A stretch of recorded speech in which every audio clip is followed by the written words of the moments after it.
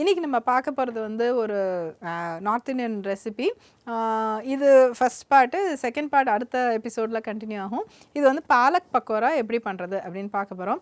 So pakora அப்படின்னா நம்ம ஒரு பஜ்ஜி, பட் ஆனால் இது வந்து அதை விட இன்னும் கொஞ்சம் மெல்லிஸாக இருக்கும். பஜ்ஜி வந்து நம்ம தடியாக இருக்கும் இல்லையா, வெளியில் வாங்குகிற பஜ்ஜி எல்லாமே. இது வந்து அப்படியே ஃப்ளேக்கியாக பாலக்கீரை எல்லாம் பண்ணுறது. இது ரொம்ப டேஸ்டியாக இருக்கும். இதை வந்து ஒரு சாட் மாதிரி, ஆக்சுவலாக இது வந்து கொஞ்சம் அந்த கீரையை வந்து ரொம்ப ஆயிலில் போட்டு ஃப்ரை பண்ணுற மாதிரியான ரெசிபி தான் அது. பட் ஆனால் வந்து ஒரு சேஞ்சுக்கு இட்ஸ் நைஸ். அண்ட் அதுவும் நம்ம வீட்லேயே நம்ம செஞ்சோன்னா டெஃபினட்டாக இட்ஸ் மோர் ஹெல்தி. இதை வச்சு எப்படி ஒரு சாட் எப்படி பண்ணுறது அப்படின்ட்டு நான் அடுத்த எபிசோடில் நான் உங்களுக்கு காமிக்கிறேன். ஓகே, ஸோ இதுக்கு தேவையான இன்க்ரீடியன்ஸ் என்னென்ன நோட் பண்ணிக்கோங்க. ஓமம், உப்பு, ஒரு ரெடிமேட் பஜ்ஜி மிக்ஸ், அது போதுங்க அதுக்கு. ஸோ ஏன்னா இதை வச்சு நம்ம ஒரு ரொம்ப டிஃப்ரெண்ட்டான ஒரு ரெசிபி நம்ம எப்படி பண்ணுறதுன்னு பார்த்துடலாம். இப்போ இந்த ரெடிமேட் ப்ரீமிக்ஸ் ஒன்று இருக்குது. இதில் வந்து கொஞ்சமாக ஓமம், உப்பு தேவையான அளவு. ப்ரீமிக்ஸில் உப்பு இருக்கான்னு முதலே பார்த்துக்கோங்க, இருந்தால் அவாய்ட் பண்ணிக்கலாம்.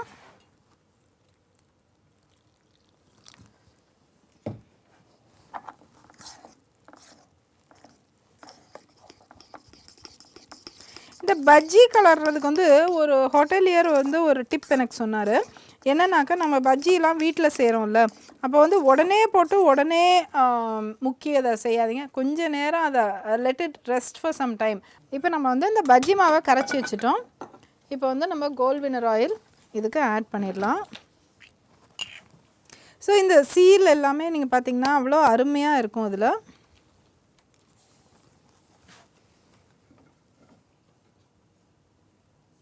டீப் ஃப்ரைங்க்கு தேவையான அளவு ஆட் பண்ணிடுங்க. ஸோ டீப் ஃப்ரைங் டிப்ஸ் என்ன அப்படின்ட்டு நம்ம பார்த்தோன்னாக்க வந்து இந்த மாதிரி ஒரு ஷாலோ பாத்திரம், அதாவது அகலமான ஒரு பாத்திரம் எடுத்துக்கோங்க. அகலமான பாத்திரத்தில் வந்து பர் பேட்ச் வந்து நீங்கள் ஒரு பீஸ் 2 பீஸ் எக்ஸ்ட்ரா போடலாம். அதுக்குன்னு பேனை ஓவர் க்ரௌட் பண்ணக்கூடாது. இதில் வந்து 10 வடையை போடலாம் அப்படின்ட்டுன்னு இடம் இருக்குன்னு போடக்கூடாது. போட்டால் அந்த டெம்பரேச்சர் குறைஞ்சிரும், ஃப்ரையிங் டெண்டன்சி குறைஞ்சிரும், அப்புறம் ரொம்ப நேரத்துக்கு ஆயிலேருந்து ஊறிக்கிட்டு இருக்கும். ஸோ அதில் வந்து கரெக்டாக எவ்வளோ ஆப்டிமம்னு நம்ம சொல்கிறோம் பார்த்தீங்களா, எவ்வளோ போட்டால் கரெக்டாக இருக்குமோ அவ்வளோ மட்டும் போட்டால் டக்குன்னு எடுத்துடணும். ஸோ அப்படி தான் வந்து டீப் ஃப்ரைங் பண்ணணும். அதே மாதிரி வந்து எல்லாமே ஒரே டெம்பரேச்சரில் இருந்தால் தான் உங்களுக்கு டக்குன்னு ரெடி ஆகும். இப்போ ஃப்ரோசன், சில சமயம் ஃப்ரெஞ்ச் ஃப்ரைஸ் வந்து நம்மளுக்கு ஃப்ரோசனாக வருது. ஃப்ரோசன் இதை வந்து அப்படியே நம்ம எடுத்து ஹாட் ஆயிலில் போட்டாக்கா அதோட ஆயிலோட பாயிலிங் பாயிண்ட்டே குறைஞ்சிரும் நம்மளுக்கு. அதுக்கப்புறம் ரொம்ப நேரம் அப்படியே அந்த முதல்ல அந்த ஹீட் எல்லாம் முதல்ல அந்த ஃபுட் ப்ராடக்ட் வந்து மெல்ட் ஆகி ஆகி அதுக்கப்புறம் தான் அது ரெடி ஆகிற மாதிரி இருக்கும். அது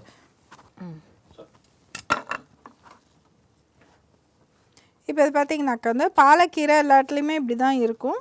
நம்ம வந்து இதை அப்படியே டிப் பண்ணிவிட்டு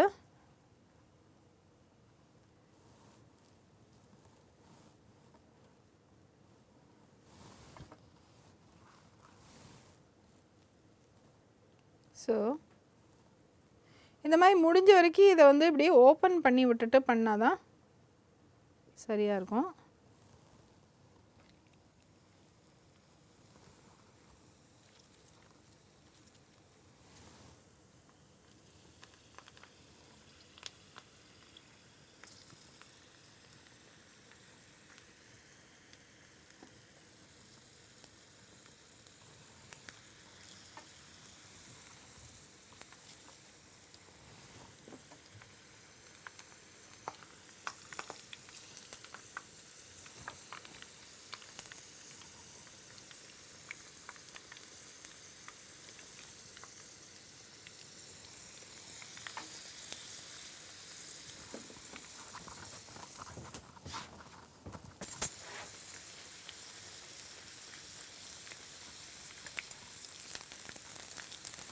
இப்போ இதை பார்த்திங்கனாக்கா ரொம்ப ரொம்ப சூப்பராக அப்படியே முறுமுறுன்னு நம்மளுக்கு இந்த மாதிரி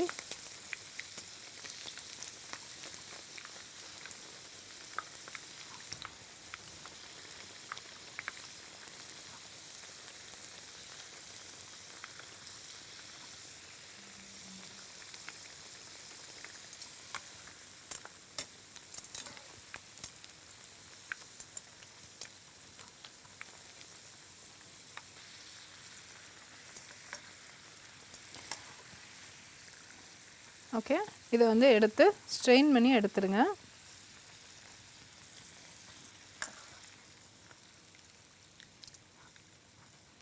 அதே மாதிரி இப்போ நீங்கள் திருப்பி வந்து ஆயிலை திருப்பி நம்ம செகண்ட் பேட்சுக்கு ரெடி பண்ணும்போது உடனே போட்டுறாமல் ஒரு 2 மினிட்ஸ் இந்த ஆயில் அந்த டெம்பரேச்சரை ரீகெயின் பண்ணிக்கட்டும். அண்ட் இந்த எக்ஸ்ட்ரா பார்ட்டிகல்ஸையும் நம்ம எடுத்துடணும். இது எல்லாம் அப்படியே உக்காண்டே இருந்துச்சுனாக்க நம்மளுக்கு இந்த ஆயிலோட பாயிலிங் டெம்பரேச்சர் எல்லாமே ஸ்பாயில் ஆயிரும். ஸோ இதெல்லாம் நம்ம வீட்டில் தான் நம்ம செய்ய முடியும். வெளியில் இருக்கிறதுலலாம் அவங்களால கமர்ஷியலாக பண்ணும்போது தே கான் அஃபோர்ட் டு பாதர் இதெல்லாம் வந்து இப்படி சரியாக பண்ணணும் அப்படின்ட்டுங்கிற அட்டென்ஷன் கொடுக்க முடியாது அவங்களால. ஏன்னா மாஸ் ஸ்கேலில் பண்ணும்போது இவ்வளோ தான் பண்ண முடியும்.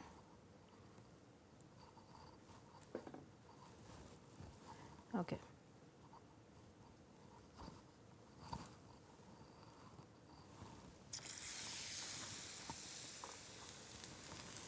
இப்போ இந்த மாதிரி நீங்கள் பாலக் பஜ்ஜி பண்ணுறீங்கனாக்கா, பக்கோடா பண்ணுறீங்கனாக்கா இந்த மாதிரி பெரிய பெரிய இலையாக பார்த்து எடுத்துக்கோங்க.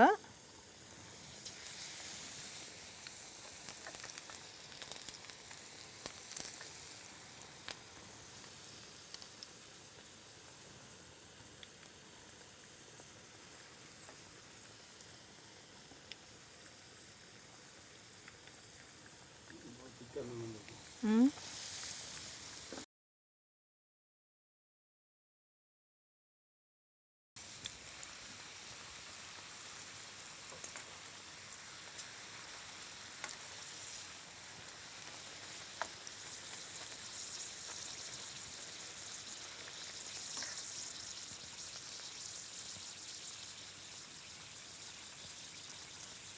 ஸோ இந்த மாதிரி ஈவன் நீங்கள் வந்து குழந்தைங்க ஸ்கூல்லேருந்து வரும்போது ஈஸியாக பாலக்கீரை எல்லாத்துலேயும் கிடைக்கும். அந்த மாதிரி வந்து இந்த இலையை வச்சு கூட அப்படி பஜ்ஜி மாவில் முக்கி அப்படியே நம்ம கொடுத்துக்கலாம். ரொம்ப டேஸ்டியாக இருக்கும்.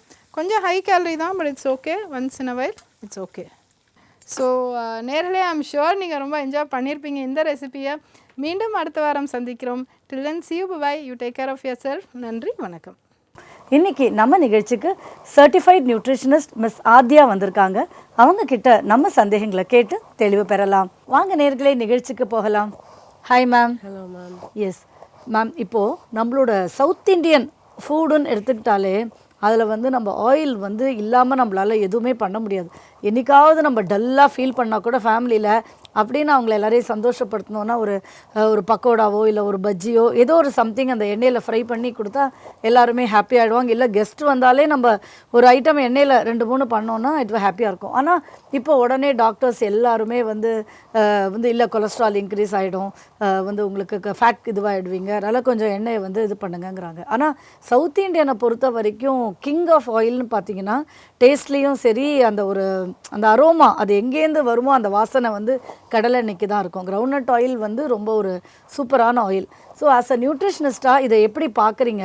இப்போ அதுவே இல்லாமல் இப்போல்லாம் ஆயிலில் பார்த்தீங்கன்னா அதுலேயே விட்டமின் D3 போட்டு அது மாதிரிலாம் கூட வருது. ஸோ நீங்கள் அதை பற்றி சொல்லுங்கள். ஸோ கண்டிப்பாக உங்களுக்கு கிரவுண்ட்நட் ஆயில் இஸ் ரொம்ப காமன்லி யூஸ்ட் இன் நம்ம south Indian houses and for variety of recipes use பண்ணுறாங்க. ஸோ நம்மளுக்கு கிரவுண்ட்நட் ஆயிலில் கண்டிப்பாக we have health benefits. First பார்த்தீங்கன்னா vitamin E content. So already நம்மளுக்கு தெரியும் vitamin E is a very very powerful antioxidant. So நம்மளுக்கு this antioxidant மீனிங்னா நம்ம பாடியில் inflammation, free radicals, reactive oxygen species எல்லாமே இட்ஸ் பேட் மாலிக்யூல்ஸ் நம்ம பாடியில் இன்ஃப்ளமேஷன் ரைஸ் பண்ணும். ஸோ இந்த வைட்டமின் இ பிகாஸ் அந்த ஆன்டி ஆக்சிடென்ட் பவர் இருக்குது, இந்த இன்ஃப்ளமேஷன் கம்மி பண்ணிவிட்டு it helps in reducing the overall inflammation in our body. So உங்களுக்கு வைட்டமின் இ கண்டென்ட் தவிர யூ ஆல்சோ உங்களுக்கு it is very flavourful also. அதுக்கு தான் நம்மளுக்கு வி ஜாஸ்தியாக use it in oils. Plus உங்களுக்கு டைப் ஆஃப் ஃபேட் உங்களுக்கு பிகாஸ் நம்மளுக்கு many different types of fat இருக்குது. Saturated fat, unsaturated fat, monounsaturated, poly unsaturate, நிறைய அந்த மாதிரி இருக்குது. பட் நம்மளுக்கு இந்த ஆயிலில் ஸ்பெசிஃபிக்காக பார்த்தீங்கன்னா அன்சேச்சுரேட்டட் ஃபேட் இருக்குது. ஸோ நம்மளுக்கு மோஸ்ட்லி அன்சேச்சுரேட்டட் ஃபேட் தான் தேவைப்படும். பிகாஸ் கம்பேர் பண்ண சேச்சுரேட்டட் ஃபேட் ரொம்ப அதிகமாக எடுத்தால் எஸ் உங்களுக்கு வெயிட் கெயின் இருக்கும், அதிகமாக கேலரிஸ் ஆல்சோ இருக்குது, ப்ளஸ் உங்கள் கொலஸ்ட்ரால் ப்ரொஃபைல், லிப்பிட் ப்ரொஃபைல் எல்லாமே ஏறும். ஸோ கம்பேர்ட் டு தட் உங்களுக்கு அன்சாச்சுரேட்டட் ஃபேட் விச் உங்களுக்கு கடலை எண்ணெயில் இருக்குது, அது நம்மளுக்கு அந்த மேபி ஈவன் ஒரு ப்ரொடெக்டிவ் எஃபெக்ட் ஆல்சோ ப்ரொவைட் பண்ணலாம்.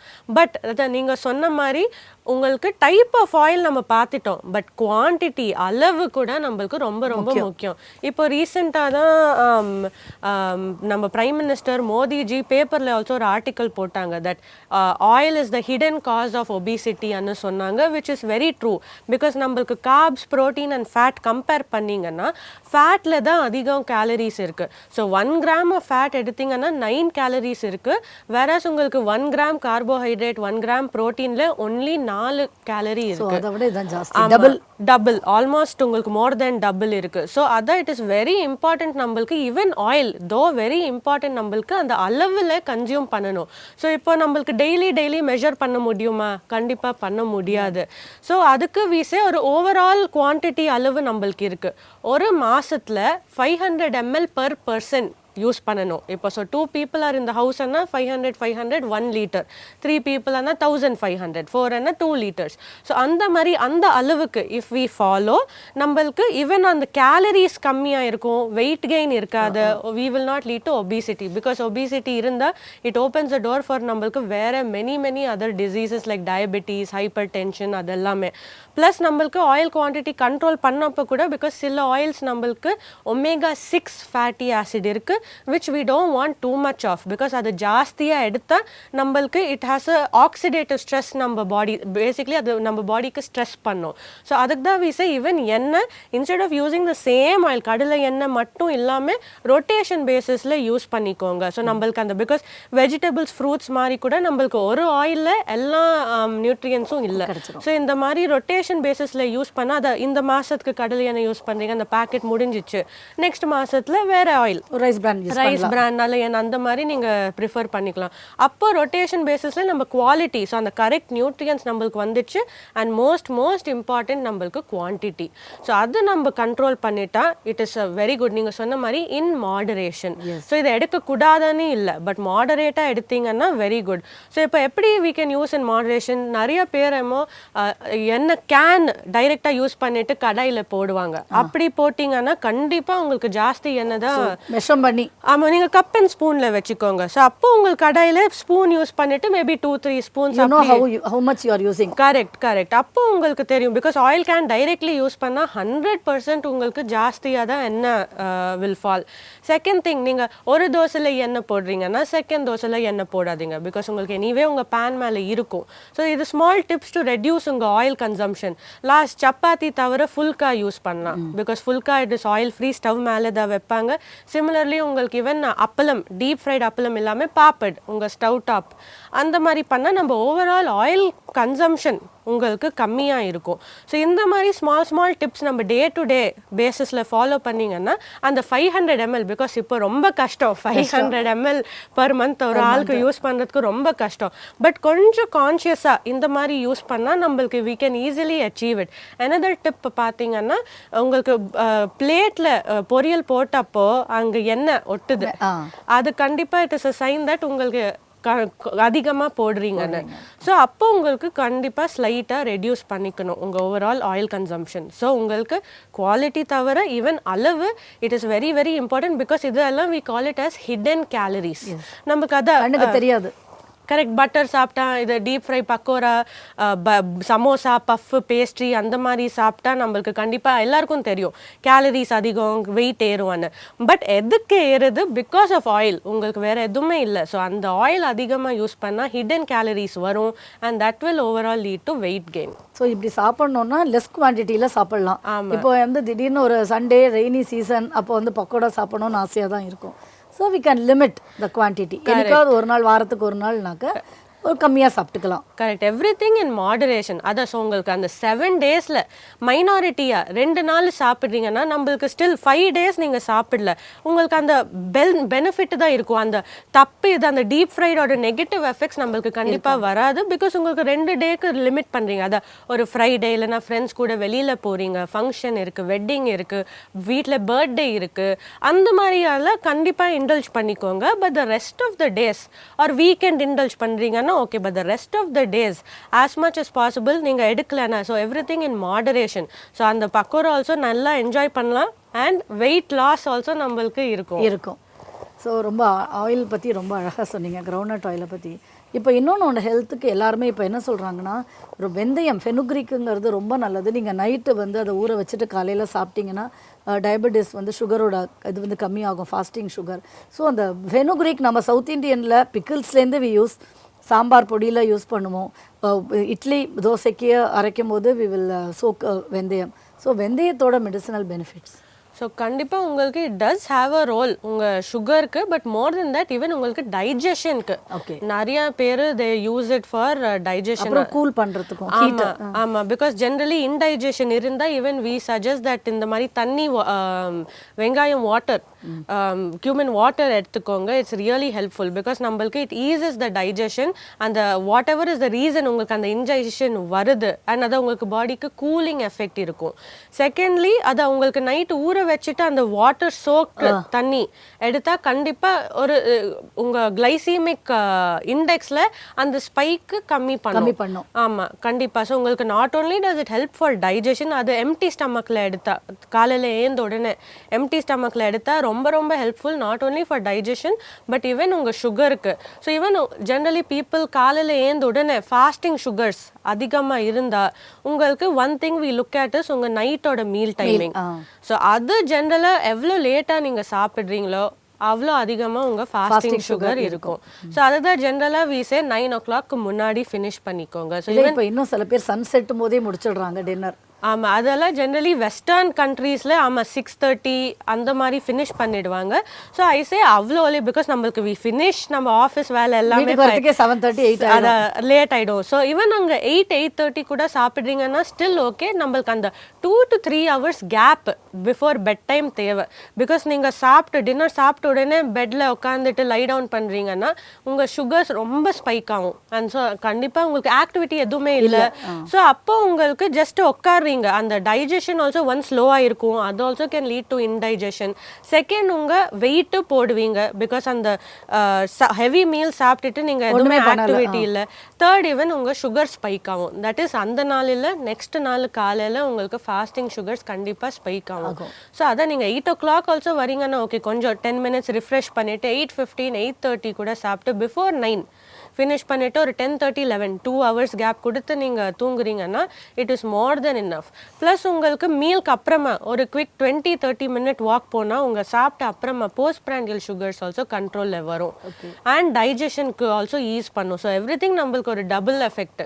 நாட் ஓன்லி சுகர் கண்ட்ரோல் இருக்குது பட் டைஜஷன். ஸோ உங்கள் ஜீரா வாட்டர் கூட ப்ளஸ் இந்த மாதிரி ஃபிசிக்கல் ஆக்டிவிட்டி இருந்தால் கூட நம்மளுக்கு ஜென்ரலி சாப்பிட்ட அப்புறமா தான் ப்ளோட்டிங் இருக்கும், கேஸ் இருக்கும், அதெல்லாம் இருக்காது. ஆமாம். ஸோ 2 things அதை நீங்கள் என்ன சாப்பிட்றீங்க also can cause it. Second இந்த இன்ஆக்டிவிட்டி சாப்பிட்ட உடனே உட்காந்து செடென்ட்ரியாக இருந்தால் ஸோ நம்ம மூவ்மெண்ட் பண்ணுறப்போ உங்களுக்கு அந்த கேஸ் நேச்சுரலாக வெளியில் வந்துடும். ப்ளஸ் அதை டைஜஷனுக்கு ஈஸ் பண்ணும் பிகாஸ் நம்ம எஸ்பெஷலி லை டவுன் பண்ணுறப்போ உங்கள் இன்டெஸ்டைன் வெர்டிக்கல் நின்று ஹாரிசான்டல் ஆகிடும். அப்போது அது இட் கேன் எஃபெக்ட் நம்ம டைஜஷன். அப்போ உங்களுக்கு திரும்பி டைஜஷன் இன்டைஜஷன் இஷ்யூஸ் இருக்கலாம். ஸோ இப்போ இந்த மாதிரி டிப்ஸ் ஃபெனுக்ரிக் ப்ளஸ் வாக்கிங் உங்கள் மீலுக்கு அப்புறமா வாக்கிங் பண்ணால் கண்டிப்பாக உங்களுக்கு அந்த மாதிரி இன்டைஜஷன் இஷ்யூஸ் ப்ரிவென்ட் பண்ணலாம். ரொம்ப அழகாக அற்புதமாக சொன்னீங்க, நன்றி. வணக்கம். மீண்டும் டிப் ஆஃப் த டேயில் சந்திப்பில் ரொம்ப சந்தோஷமாக இருக்குது. இன்றைக்கி நான் சொல்லக்கூடியது என்னென்னா, நம்ம நிறைய நம்மளோட ஒர்க்ஸில் நீங்கள் பாருங்கள் இல்லையா, கடையில் போகிறோம், டெசிஷன் டிலே ஃபட்டிக், முடிவே எடுக்காமல் பேசிகிட்டே இருக்கிறது இல்லையா, பலதை ஆராய்ந்து பார்க்குறது, ஆனால் முடிவு எடுக்காமல் வருது. தயவு செய்துங்க அதை நம்ம தவிர்க்கணும். அந்த டெசிஷன் டிலே அண்ட் ஃபட்டிக்னு சொல்லுவோம், முடிவு எடுக்காமல் இருக்கிறது. வேலை செய்கிற இடத்துல நீங்கள் பாருங்கள், சில சமயம் என்னென்னா மீட்டிங்காக போட்டுட்ருப்பாங்க, ஆனால் முடிவு எடுக்க மாட்டாங்க. நம்ம எப்போவுமே நான் சொல்லுவேங்க, perfection is the enemy of good. ஒரு நல்ல முடிவுக்கு நான் பர்ஃபெக்டாக எடுக்கணும்னு 10 பேர்கிட்ட கேட்டு முடிவு எடுக்காமல் ஒத்தி வைக்கிறது தயவுசெய்து தவிர்க்கணும். சறுக்குன்னு நறுக்குன்னு முடிவு எடுக்கிறதுக்கு, சறுக்காமல் முடிவு எடுக்கிறதுக்கு நீங்கள் டெசிசிவாக ஆகணுங்கிறது தான் என்னோட டிப் ஆஃப் த டே. நன்றி, வணக்கம்.